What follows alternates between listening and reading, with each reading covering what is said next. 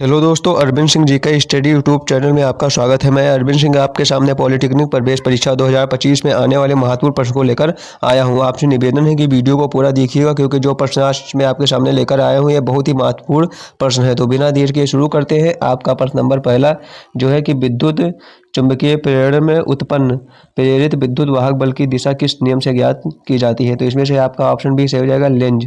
जो आपका प्रश्न पूछ रहा था कि विद्युत चुंबकीय प्रेरण में उत्पन्न प्रेरित विद्युत वाहक बल की दिशा किस नियम से ज्ञात की जाती है, तो लेंज के नियम से ज्ञात की जाती है। आपका ऑप्शन बी सही हो जाएगा। आपका प्रश्न नंबर अगला, आपका प्रश्न नंबर दूसरा जो है कि किसी परिनालिका के अंदर अंदर जो होता है चुंबकीय प्रेरण का मान होता है। तो दोस्तों, किसी परिनालिका के अंदर जो चुंबकीय प्रेरण का जो मान होता है वो क्या होता है, अक्ष से जो होता है दूरी के साथ बढ़ता है। आपका ऑप्शन डी सही हो जाएगा, अक्ष से दूरी के साथ बढ़ता है। आपका प्रश्न नंबर तीसरा जो हो जाएगा कि यांत्रिक ऊर्जा को विद्युत ऊर्जा में बदलने वाली मशीन का नाम है। आपका प्रश्न नंबर तीसरा पूछा है कि यांत्रिक ऊर्जा को विद्युत ऊर्जा में बदलने वाली मशीन का नाम क्या है। तो इसका जो नाम हमारा है वह है डायनमो। आपका ऑप्शन ये सही हो जाएगा कि यांत्रिक ऊर्जा को विद्युत ऊर्जा में बदलने वाली मशीन का नाम डायनमो है। आपका प्रश्न नंबर चार, आपका प्रश्न नंबर चार जो है कि निम्नलिखित में से न्यूनतम प्रतिरोध किसका है। दोस्तों, इसमें से जो है न्यूनतम प्रतिरोध किसका है, तो इसमें से आपका ऑप्शन जो हो जाएगा हमारा बी सही हो जाएगा, आमीटर जो है इसका न्यूनतम प्रतिरोध है। दोस्तों, आपसे निवेदन है कि वीडियो को लाइक और चैनल को सब्सक्राइब जरूर कर दीजिएगा। आपका प्रश्न नंबर अगला, आपका प्रश्न नंबर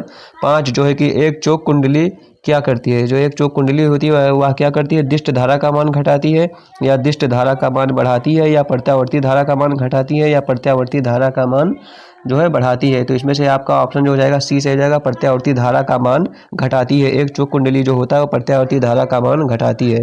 आपका प्रश्न नंबर छः जो है कि आमीटर को समांतर क्रम में जोड़ने पर धारा प्रवाहित होगा। आपका प्रश्न नंबर छः पूछ रहा है कि आमीटर को समांतर क्रम में जोड़ने पर धारा प्रवाहित होगी, कम या अधिक प्रवाहित होगी या शून्य या उतना ही रहेगा। तो इसमें से आपका ऑप्शन बी सही हो जाएगा, अधिक। में धारा क्या होगा, अधिक प्रवाहित होगा। आपका प्रश्न नंबर छः जो है कि सात जो है कि आमीटर का प्रतिरोध जो है शंट के प्रतिरोध की अपेक्षा होता है। आपका प्रश्न नंबर सात जो है कि आमीटर का जो प्रतिरोध होता है वो शंट के प्रतिरोध की अपेक्षा क्या होता है, अधिक होता है या बराबर होता है या कम होता है या इनमें से कोई नहीं। तो इसमें से आपका ऑप्शन सी सही हो जाएगा, कम होता है। आमीटर का प्रतिरोध आमीटर का प्रतिरोध शंट के प्रतिरोध की अपेक्षा जो हमारा होता है वह कम होता है। आपका ऑप्शन सी सही हो जाएगा। आपका प्रश्न नंबर आठ जो है कि धातु के बर्तन में रखा दूध निम्नलिखित में से किस परिस्थिति में सबसे जल्दी ठंडा हो जाएगा। तो सबसे जल्दी दूध कब ठंडा हो जाएगा, जब बर्तन के ढक्कन में पर्याप्त बर्फ रखी जाए, या जब दूध के बर्तन को बर्फ की सिल्ली पर रखा जाए, या जब बर्फ को बर्तन के चारों तरफ रखा जाए, या उपरोक्त तीनों दशाओं में ठंडा होने के लिए सामान्य समय लगेगा। तो इसमें से आपका ऑप्शन जो हमारा सही हो जाएगा आपका ऑप्शन सी से हो जाएगा, जब बर्फ को हम बर्तन के चारों ओर रखेंगे।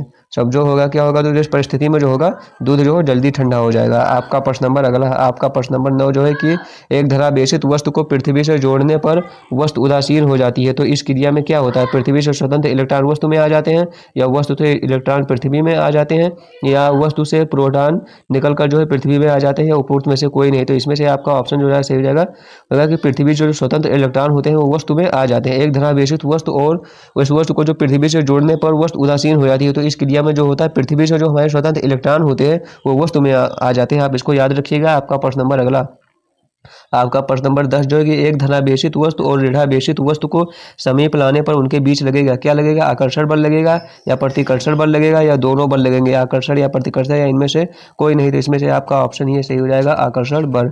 एक धनावेशित वस्तु और ऋणावेशित वस्तु को समीप लाने पर उनके बीच आकर्षण बल लगेगा। आपका प्रश्न नंबर 11 जो है कि विद्युत हीटर लगाने से लाइट डिम पड़ जाती है क्योंकि क्या होता है, वोल्टेज अधिक हो जाता है, या हीटर का प्रतिरोध अधिक हो जाता है, या हीटर अधिक प्रबलता की धारा लेता है, या इनमें से कोई नहीं। तो इसमें से आपका ऑप्शन जो हो जाएगा सही हो जाएगा, सी हो जाएगा, क्योंकि जो हीटर होता है अधिक प्रबलता की धारा लेता है, इसीलिए जो होता है विद्युत हीटर लगाने से लाइट डिम पड़ जाती है। आपका प्रश्न नंबर अगला जो है कि घरों में प्रवाहित होने वाली धारा होती है, जो हम घरों में प्रवाहित करते हैं वो धारा कितने एम्पियर की होती है, 20 एम्पियर की, 25 एम्पियर की, 5 एम्पियर की या 20 एम्पियर की। दोस्तों, इसमें से आपका ऑप्शन जो हो जाएगा सी से जाएगा 5 एम्पियर की। घरों में प्रवाहित होने वाली जो धारा हमारी होती है वो 5 एम्पियर की होती है, आप इसको याद रखिएगा। आपका प्रश्न नंबर 13 जो है कि घरेलू विद्युत परिपथ में लाल रंग का तार प्रयुक्त होता है। जो घरेलू विद्युत परिपथ में दोस्तों लाल रंग का तार प्रयुक्त होता है, किसके लिए? फेज वायर के लिए, या न्यूट्रल वायर के लिए, या अर्थ वायर के लिए, या किसी भी वायर के लिए नहीं। तो इसमें से आपका ऑप्शन ये सही हो जाएगा, फेज वायर के लिए। घरेलू विद्युत परिपथ में लाल रंग का जो तार होता है फेज वायर के लिए प्रयुक्त होता है, आप इसको नोट कर लीजिएगा। आपका प्रश्न नंबर 14 जो है कि चुंबकत्व का कारण है। चुंबकत्व का कारण है, इसमें से क्या जो है? चुंबकत्व का कारण हमारा जो होता है वह आवेशों की गति होती है, आप इसको ध्यान रखिएगा। आवेशों की गति जो हमारा होता है वह चुंबकत्व का कारण है। आपका प्रश्न नंबर अगला जो है कि फ्लेमिंग के दाहिने हाथ का नियम प्रदान करता है। दोस्तों फ्लेमिंग के दाहिने हाथ का नियम क्या प्रदान करता है? प्रेरित विद्युत वाहक बल की दिशा, या प्रेरित विद्युत वाहक बल का परिणाम, या प्रेरित विद्युत वाहक बल की दिशा व परिणाम दोनों। तो इसमें से आपका ऑप्शन जो हो जाएगा ये सही हो जाएगा, प्रेरित विद्युत वाहक बल की दिशा। फ्लेमिंग के दाहिने हाथ का जो नियम होता है प्रेरित विद्युत वाहक बल की दिशा का नियम जो है प्रदान करता है। आपका प्रश्न नंबर 16 जो है कि एक गतिमान इलेक्ट्रॉन उत्पन्न करता है, केवल विद्युत क्षेत्र, या केवल चुंबकीय क्षेत्र, या विद्युत तथा चुंबकीय क्षेत्र दोनों।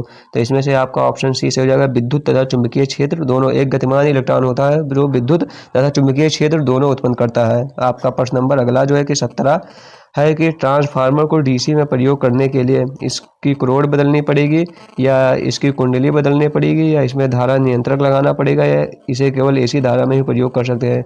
तो इसमें से आपका ऑप्शन डी से हो जाएगा, इसे केवल एसी धारा में ही प्रयोग कर सकते हैं। ट्रांसफार्मर को जो होता है डीसी में प्रयोग करने के लिए नहीं कर सकते हैं, इसे केवल एसी धारा में ही प्रयोग कर सकते हैं। आपका प्रश्न नंबर 18 जो है कि किस यंत्र का उपयोग जो है बैटरियों को आवेशित करने, मोटर की बत्ती जलाने, सर्च लाइट आदि में किया जाता है।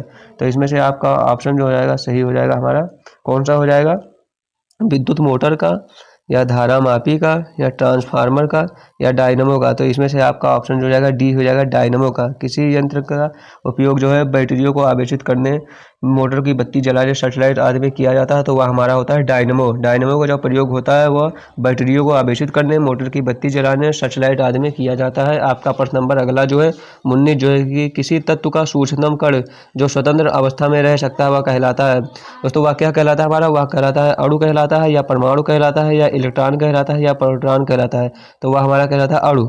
अणु जो होता है या सूक्ष्मतम कण है जो स्वतंत्र अवस्था में रह सकता है। आपका प्रश्न नंबर अगला जो है 20 जो है कि निम्नलिखित में से कौन सा सिद्धांत या नियम यह बताता है कि किसी कक्षक में अधिकतम इलेक्ट्रॉन कितने आ सकते हैं? दोस्तों इसमें से कौन सा नियम है? अफबाउ का नियम है, या पाउली का अपवर्जन सिद्धांत है, या हुंड का अधिकतम बहुलता का नियम है, या हाइजेनबर्ग की अनिश्चितता का नियम है। तो इसमें से आपका ऑप्शन जो हो जाएगा हमारा सही हो जाएगा बी, पाउली का जो अपवर्जन सिद्धांत बताता है कि किसी कक्षक में अधिकतम इलेक्ट्रॉन कितने आ सकते हैं। जो यह नियम हमारा हुआ पाउली का अपवर्जन सिद्धांत है। आपका प्रश्न नंबर 21 जो है कि प्रयोगशाला में नाभिकीय संलयन विधि प्रयोग नहीं की जाती है। दोस्तों आपका प्रश्न नंबर 21 पूछ रहा है कि प्रयोगशाला में जो होता है नाभिकीय संलयन विधि प्रयोग क्यों नहीं की जाती है? अत्यधिक दाब की आवश्यकता होती है, या अत्यधिक आयतन की आवश्यकता होती है, या अत्यधिक ताप की आवश्यकता होती है, या कम ताप की आवश्यकता होती है। तो दोस्तों इसमें से हो जाएगा आपका ऑप्शन हमारा सही हो जाएगा सी हो जाएगा, अत्यधिक ताप की आवश्यकता होती है। इसीलिए जो होता है प्रयोगशाला में नाभिकीय संलयन विधि प्रयोग नहीं की जाती है, क्योंकि अत्यधिक ताप की आवश्यकता होती है।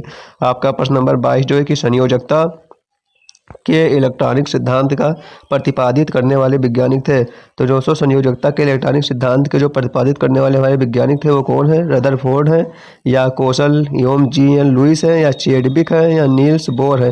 तो इसमें से आपका ऑप्शन बी सही हो जाएगा, कोसल एवं जी.एन. लुईस जो है ये संयोजकता के इलेक्ट्रॉनिक सिद्धांत का प्रतिपादित करने वाले वैज्ञानिक हैं। दोस्तों रदरफोर्ड जो है इन्होंने नाभिक की खोज किया था दोस्तों, और इन्होंने प्रोटॉन की भी खोज की है। रदरफोर्ड जो है नाभिक और प्रोटॉन की भी खोज की है। जो चेडविक है दोस्तों इन्होंने जो है वो न्यूट्रॉन की खोज की है। और दोस्तों इलेक्ट्रॉन की जो खोज हमारे वो जे थॉम्सन ने किया था, आप इसको नोट कर लीजिएगा या याद रखिएगा। आपका प्रश्न नंबर अगला जो है 23 की है, ब्रांस्टेड लारी संकल्पना के अनुसार जो है एक क्षार वह पदार्थ है जो क्रिया करता है। ब्रांस्टेड लारी संकल्पना के अनुसार एक क्षार वह पदार्थ है जो कौन सी क्रिया करता है? एक प्रोटॉन दाता की तरह, या एक प्रोटॉन ग्राही की तरह, या एक इलेक्ट्रॉन दाता की तरह, या निम्न में से कोई नहीं। तो इसमें से आपका ऑप्शन जो हो जाएगा सही हो जाएगा बी से हो जाएगा, एक प्रोटॉन ग्राही की तरह। ब्रांस्टेड लारी संकल्पना के अनुसार एक क्षार वह पदार्थ है जो क्रिया करता है एक प्रोटॉन ग्राही की तरह। आपका प्रश्न नंबर अगला 24 जो है कि सूचक वह पदार्थ है जो अम्ल के साथ रंग देता है या क्षारक के साथ रंग देते हैं, या अम्ल तथा क्षार के साथ भिन्न भिन्न रंग देते हैं, या उपरोक्त में से कोई नहीं। तो इसमें से आपका ऑप्शन सी सही हो जाएगा। अम्ल तथा क्षारक के साथ जो होता है भिन्न भिन्न रंग देता है। सूचक जो होता है वह अम्ल तथा क्षारक के साथ भिन्न भिन्न रंग देते हैं। आप इसको याद रखिएगा। आपका प्रश्न नंबर 25 जो है कि हाइड्रोजन गैस का कैलोरी मान जो होता है बहुत ऊंचा होता है, लेकिन फिर भी इसे ईंधन के रूप में प्रयोग नहीं करते हैं। क्योंकि यह विस्फोटक है, या धुआं अधिक देता है, कि यह गैस है, या इसमें से कोई नहीं। दोस्तों, इसका प्रयोग इसलिए नहीं करते हैं क्योंकि यह जो होता है बहुत अधिक विस्फोटक होता है, इसीलिए जो होता है हाइड्रोजन गैस का प्रयोग नहीं करते हैं। आप इसको ध्यान रखिएगा। आपका प्रश्न नंबर अगला जो है कि 26 जो है कि अमोनिया तथा ऑक्सीजन जो है साथ साथ जलने पर उत्पन्न ज्वाला को रंग देती है। अमोनिया तथा ऑक्सीजन जो होता है साथ साथ जलने पर उत्पन्न ज्वाला को रंग देती है नीला, या फिर पीला, या काला, या हरा। तो इसमें से आपका ऑप्शन बी से हो जाएगा पीला। जो अमोनिया तथा ऑक्सीजन जो होता है साथ साथ जलने पर उत्पन्न ज्वाला को रंग देती है पीला। आपका प्रश्न नंबर अगला 27 जो है कि नगर में पीने के जल को शुद्ध करने के लिए कौन सा कीटनाशक पदार्थ प्रयोग किया जाता है? सोडियम क्लोराइड, या विरंजक चूर्ण, या कैल्शियम। तो इसमें से आपका ऑप्शन जो जाएगा सही हो जाएगा बी, विरंजक चूर्ण। नगर में पीने के जल को शुद्ध करने के लिए जो होता है विरंजक चूर्ण का प्रयोग किया जाता है। आपका प्रश्न नंबर जो है 28 के है जो केल्गन व्यावसायिक नाम है। दोस्तों, केल्गन इनमें से व्यावसायिक नाम किसका है? सोडियम हेक्सामेटाफॉस्फेट का है, या सोडियम एल्यूमिनियम सिलिकेट का, या धामन सोडा। तो इसमें से आपका ऑप्शन बी से हो जाएगा सोडियम हेक्सामेटाफॉस्फेट का। आपका प्रश्न नंबर 29 जो है कि अस्थायी कठोरता को दूर करने के लिए कौन सी विधि प्रयोग में नहीं लाई जा सकती है?